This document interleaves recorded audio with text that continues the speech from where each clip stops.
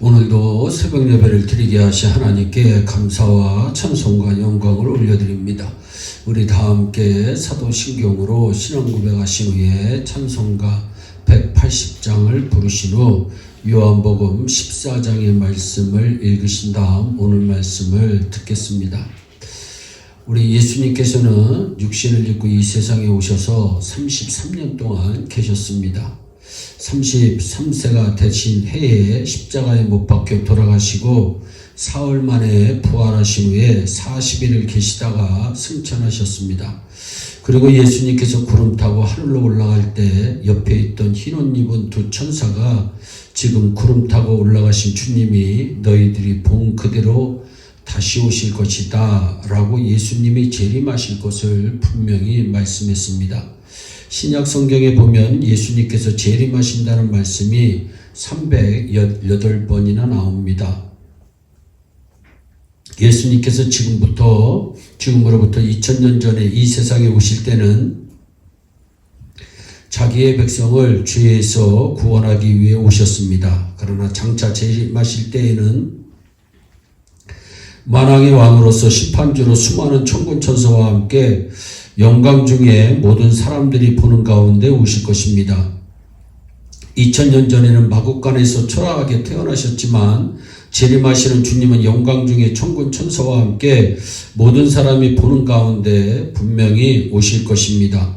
이때 마치 알곡은 모아 곡간에 집어넣고 축종이는 모아서 불에 태워버리듯이 예수님을 믿어 구원받은 성도들은 예수님을 만나 예수님과 함께 천국으로 가서 영원히 살게 되고 남은 사람들은 심판을 받아 영원한 지옥불에 들어가게 되는 것입니다. 요한계시록 1장 7절입니다. 볼지어다 그가 구름을 타고 오시리라. 각 사람의 눈이 그를 보겠고 그를 찌른 자들도 볼 것이요 땅에 있는 모든 족속이 그로 말미암아 슬퍼하리니 그러하리라. 아멘 이라고 말씀합니다. 예수님께서 재림하실 때에는 모든 사람들, 예수님을 찌른 자, 예수 믿는 자들을 괴롭힌 사람들도 TV를 보듯이 전 세계에서 예수님이 오시는 것을 보게 될 것이라고 하는 말씀입니다. 그러면 예수님은 언제 오실까요? 마태복음 24장 36절에 그러나 그날과 그때는 아무도 모르나니 하늘의 천사들도 아들도 모르고 오직 아버지만 아시느니라 말씀합니다. 그날과 그때는 아무도 모르고 오직 하나님 아버지만 아신다고 했으니 만약에 누가 몇 날 며칠에 예수님이 오신다고 말하면 저 사람은 미혹의 영을 받았구나, 정신이 이상하구나 생각하고 가까이 하면 안 됩니다. 그리고 예수님께서는 속히 오실 것이라고 말씀합니다. 요한계시록 22장 7절에 보라 내가 속히 오리니 이 두루마리의 예언의 말씀을 지키는 자는 복이 있으리라 하더라며 속히 오시리라고 말씀합니다.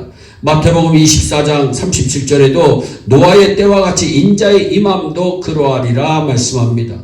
노아의 때에 하나님께서 홍수 심판을 하시기 전 사람들은 먹고 마시고 장가가고 일상과 세상 일에 푹 빠져 살고 있었습니다. 그때 비가 부슬부슬 내리기 시작했지만 이 비가 심판의 비라고 하는 것을 깨닫는 사람은 없었습니다. 예수님이 오실 때도 그와 같다고 성경은 분명히 말씀합니다. 그러므로 신자는 항상 깨어 있어야 합니다. 영적으로 깨어 있는 자가 예수님을 기쁘게 맞이할 수 있는 것입니다. 무화과 나무가 가지가 연하해지고 잎사귀를 내면 여름이 가까이 오는 것을 알듯이 예수님께서 오시는 날이 되면 몇 날 며칠에 오시는지 아무도 모르지만 그날이 가까워질수록 징조가 나타납니다. 그래서 마태복음 24장 3절로 14절에 보면 제자들이 예수님께 그날이 되면 어떤 징조가 보이겠느냐고 질문을 합니다. 그러자 예수님께서 대답합니다. 너희가 사람의 미혹을 받지 않도록 주의해라. 많은 사람이 내 이름으로 와서 이르되 나는 그리스도라 하여 많은 사람을 미혹하리라. 또한 난리와 난리 소문을 듣겠으나 너희는 삼가 두려워하지 말라.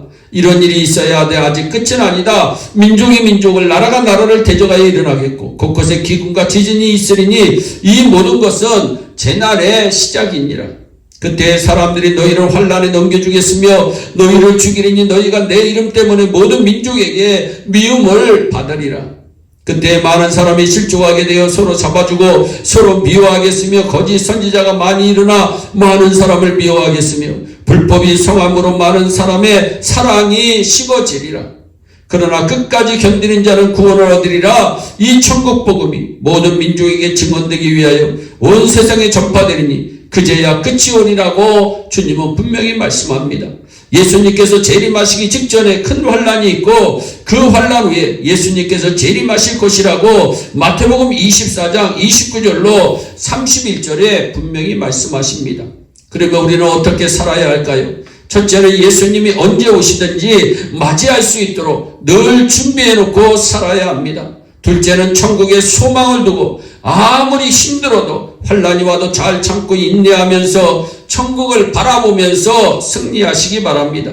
셋째는 주님 만날 날을 사모하면서 주여 어서 오시옵소서 하면서 살아가는 성도가 되시기를 진심으로 부탁을 드립니다. 이렇게 사는 성도들은 자연히 늘 깨어 기도하게 되고 신앙의 지조를 지키게 되고 죽도록 충성하게 됩니다.